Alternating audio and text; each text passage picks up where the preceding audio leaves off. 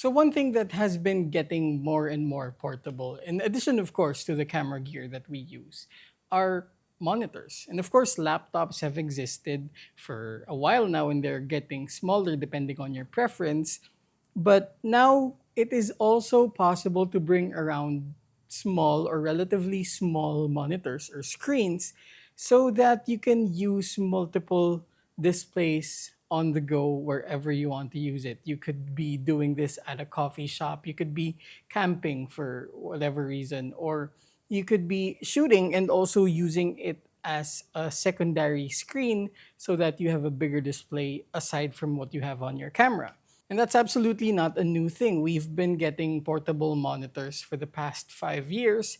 But what I can say is that at this point, I think they are reaching new levels of functionality. Today, we're going to take a look at the ASUS ProArt PA169CDV. Yes, it's a portable monitor, but there are also more functions to it that will make it perfect for you as a photographer.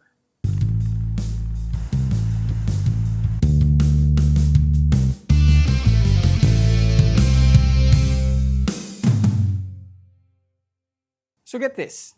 This is the ProArt PA169CDV. It's a 15.6 IPS panel with a resolution of 4K with a refresh rate of 60 Hertz. Now it has a functional screen area of 13.6 by 7.7 inches. And why do I say functional? Well, we're gonna save that for the last part where we talk about what is special about this portable display. Now again, diagonally, it's 15.6 inches. It also has a very thin bezel, which makes it look kind of sleek. And at the same time, it has connectivity with two USB-C ports and at the same time, a full-sized HDMI. Since we're already talking about the ports, let's also talk about the buttons. And we have one control button here, one function button here, and we also have a dial that can be used for certain features that we're going to talk about in the latter part of this video. At the same time, it also has two different stands. Number one is the stand right here that you would use if you're just using it maybe as a casual display or if you are using it to present to someone else in the opposite direction, such as how it would appear right now.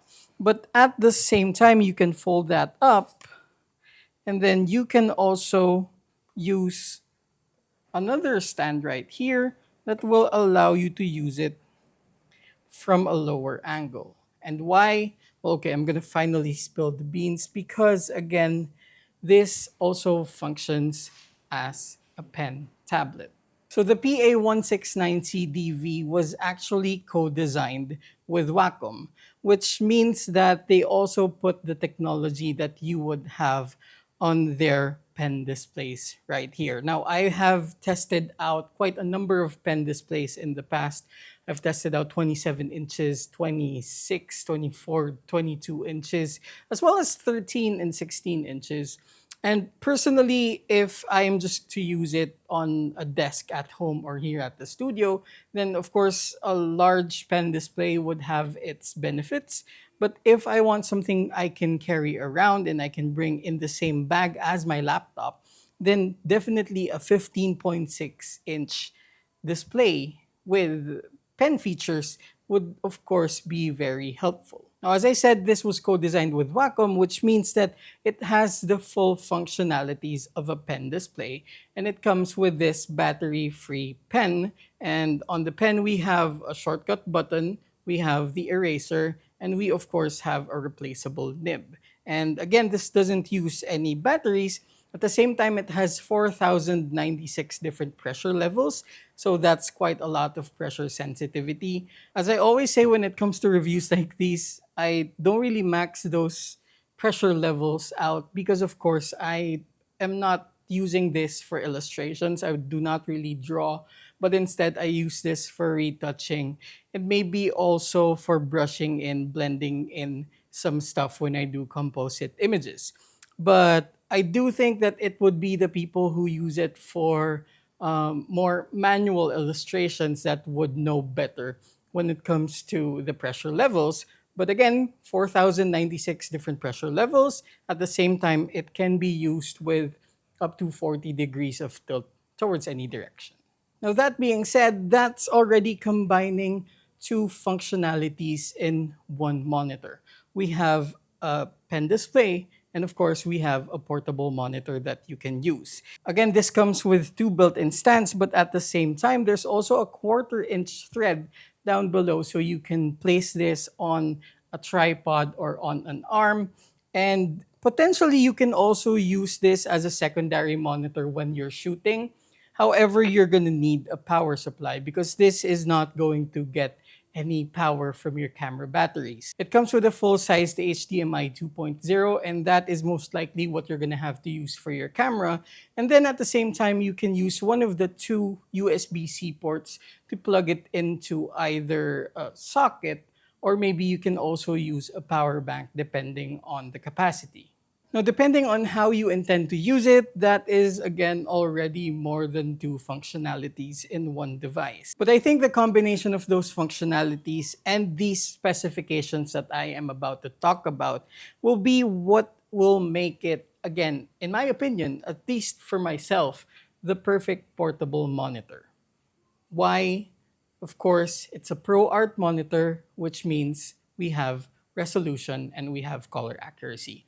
Now, resolution, again, 4K, obviously, 4K, 60 hertz, and we're talking about a 15-inch display. You don't want to see 6K or whatever else K on this. You don't want to see bigger resolution on this because ultimately it would go to waste because it's a very small screen and the pixels would be too small. So I think in terms of this size, 4K is actually already a lot. And I don't think you would be using this for gaming or anything that would require really fast refresh rates.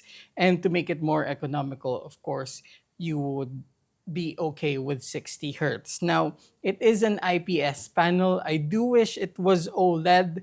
However, if this would be OLED, it would cost a lot more, I'm pretty sure. And when it comes to brightness, it can do a maximum of 500 nits at peak brightness, and it has a contrast ratio of 1200 is to 1. It is also VESA Display HDR 400 certified.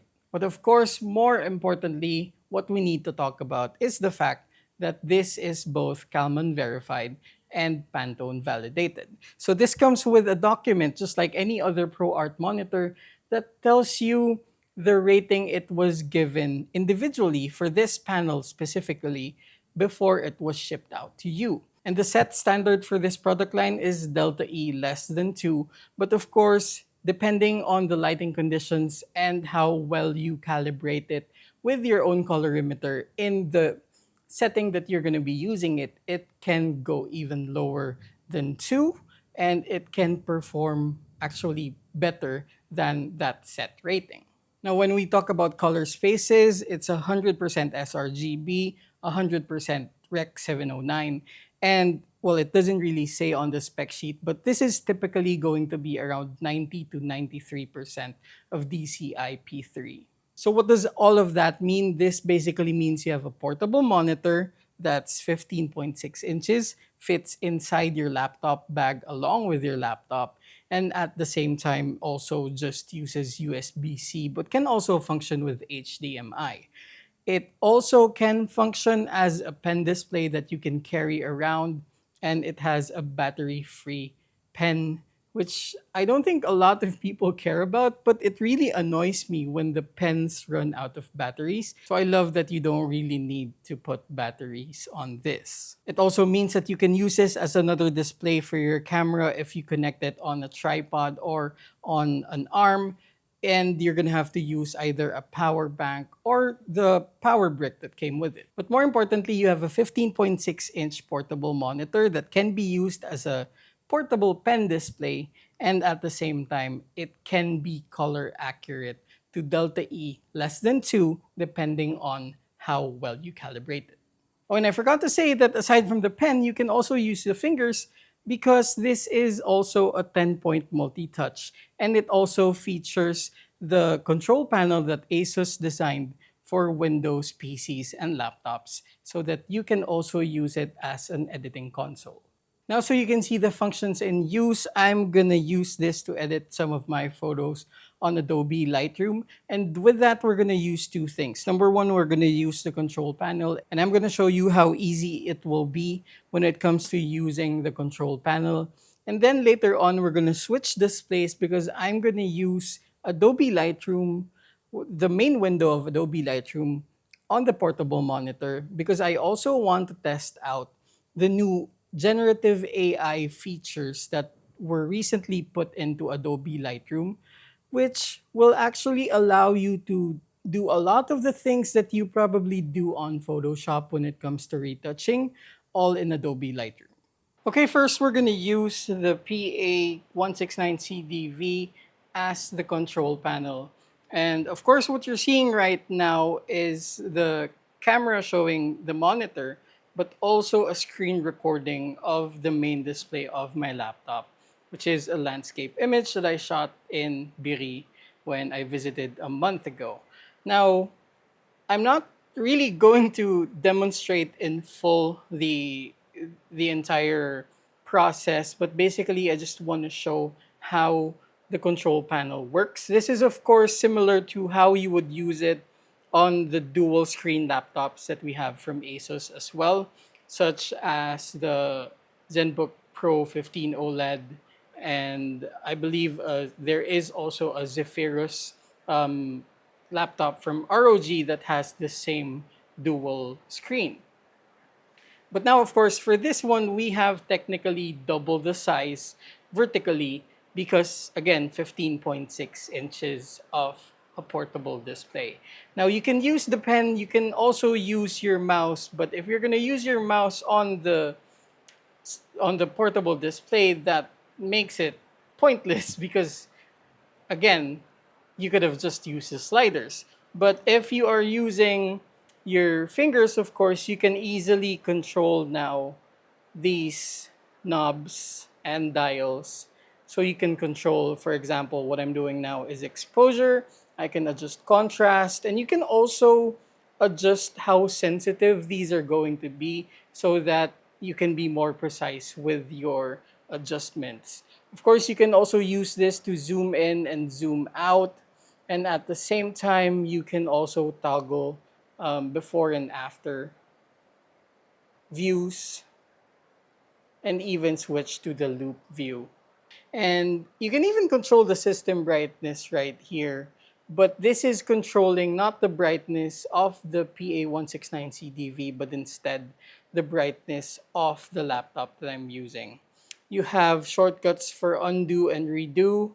You have also rotation, and this is set to the right. But basically, of course, if you tap that 4 times, then you can rotate it all the way around.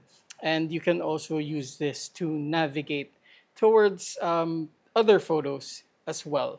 But other functions that we have are basically just shortcuts for the sliders, such as saturation, color temperature or white balance, vibrance.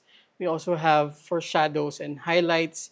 We can actually customize this to also have for blacks and whites. And at the same time, there is also this knob that you can use to tweak the cropping in terms of how straight it is when it comes to the horizon. So all of that, and you can see because of the random buttons and the random sliders and knobs that I just used, we have a hideous looking photo. Again, this is not a demonstration on how to edit this image, but instead, this is just a demonstration of the features that we have when you use the control panel on the PA169CDV. Now what I'm going to do is I'm going to reset all of that because again, this looks hideous. And then one thing that I don't have on this panel, but I have, of course, on the main Lightroom window is the use of the color profiles. And here I'm going to choose standard, or maybe I'm going to make use of Sony's very hush-hush film-like simulation right here, which is the FL color profile. Now, what I am noticing here is, again, I want to reduce the exposure because I'm already seeing a bit of clipping on the highlights, which is an effect of the color profile. And I've reduced the exposure to negative 0.46, and I'm going to lessen the highlights just a bit as well and bring up some of the shadows now. I also want to bring out a bit more of the warmth, so I'm going to use this for the white balance right here. Now, what I honestly haven't checked is whether you can also put the HSL tab here, which would be very good, especially if you want to tweak not just the saturation, but more importantly, the hues and the luminance of each color. But since I don't have that set up right now, what I'm going to do is do it on the computer very, very briefly. Now, this isn't how I would ultimately edit this, but for the purpose of this demo, we will leave it at that. And what I'm going to do now is switch the display onto the portable monitor, and I want to show how I'm going to use the new AI features of Lightroom. I'm not sure if this is already out because I did get early access, but if not, then this is definitely something to look forward to. Okay, so now we have Lightroom on the portable display. Now, keep in mind what the colors you're gonna see on the camera are not the colors I'm seeing right now. And there are so many different factors as to why the colors are different. And that's also why I am showing a screen recording on the side. But now basically we've done all I wanted to do on the sliders. So we're gonna use, what we're basically gonna do now is I want to make use of this, which is the new remove tool. Now there are basically still the old features that we had on Lightroom, such as the clone step and the heal tool, but recently, I think maybe 3 months ago, they also put in the remove tool, but back then it did not have the generative AI feature. Now it does. And first, I'm going to show you what this would look like without the generative AI. And it basically works just like your typical heal tool, but as I always say, it does look smarter, but it definitely is not perfect. Let's take a look at that. So there are some edges we see here that might not be what you want to see on that. So that's precisely the reason why they also put in the generative AI feature. And at the same time, you can also use object aware, which means that even if you're not using this with precision, it will make a way to figure out which object you're actually trying to select so it doesn't select on stuff that you don't want to work on. So right here, we're going to use it just the same way. But what you can see is that it doesn't automatically do what it's supposed to do. And for a time, I thought it was lagging or whatever. But actually, what it's doing now is it's waiting for you to put in more input. So for example, I want to take out this artifact right here. I actually don't want to do this, but just for the sake of this demonstration, I'll take out this rock right here, protruding from the water. And I don't know, what else do you want to take out? Maybe just some random elements right here, because I don't like anything bright on the corners. Now you do all of your selections, and then when you're done, you can select or press apply right here, and that's when it's going to use the generative fill feature. So this is more of, again, a smarter remove tool, a smarter way to retouch on Lightroom, which for me specifically, it means that I'm going to be doing a lot less on Photoshop. There are times I notice that it might not be as powerful as what you have on Photoshop yet, but I'm pretty sure that later on this will also catch up. So it's done doing the changes, and let's take a look at all of them. So this is where we took out that rock. We also took out another rock right here. There's no trace of it anywhere.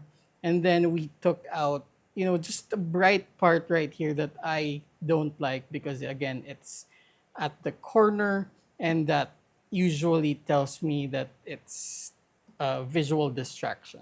But there, now we've only done Lightroom, we haven't done Photoshop, but I'm sure you can already imagine what this pen display can do if you use it on Photoshop, and of course, also on any other application. There we go. Again, this is the ProArt PA169CDV, a portable monitor, a portable pen display, and more importantly, a color accurate portable pen display.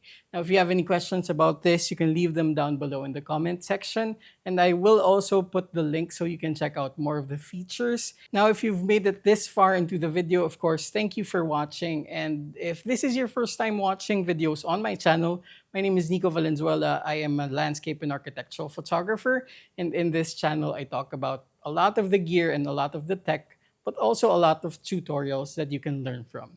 If you're into that, then click that subscribe button and hit that notification bell. In any case, thanks for watching.